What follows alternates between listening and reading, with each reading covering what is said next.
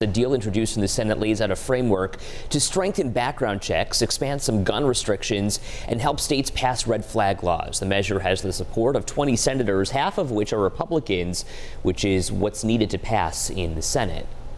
And with what we've learned about this legislation so far, it could pave the way for some major changes in gun laws all around the country. But what would it mean here at home? 7 News reporter Natalie Fahmy finding out how people on both sides of the gun control argument are responding this morning. I think to raise the age to 21 is a good thing.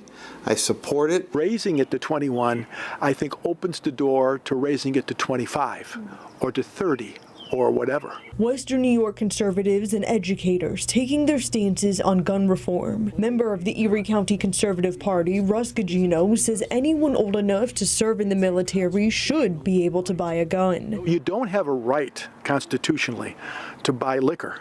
You don't have a right even to drive an automobile, but you do have a constitutional right to own a weapon of choice. Gugino says of the nearly 400 million guns in the United States, most are being used for self-defense. Why are people buying the semi-automatic rifles if handguns are just as suitable for self-defense?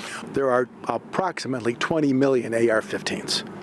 So you're talking about 5% of all of the guns in the United States are AR-15s. Gugino says even lowering magazine capacities may not stop someone from committing a crime. He says there are many factors that go into mass shootings and homicides other than the weapon. What happened in Buffalo and what happened in Texas is awful.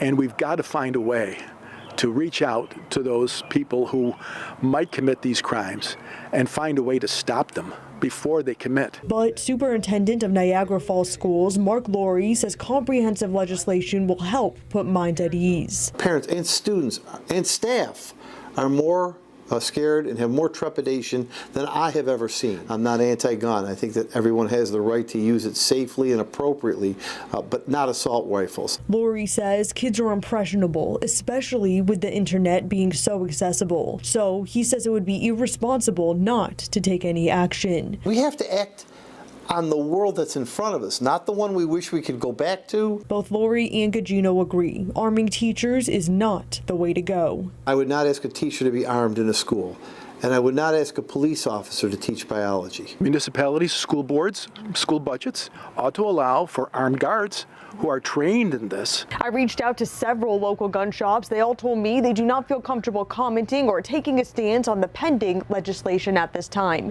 Natalie Fahmy, 7 News.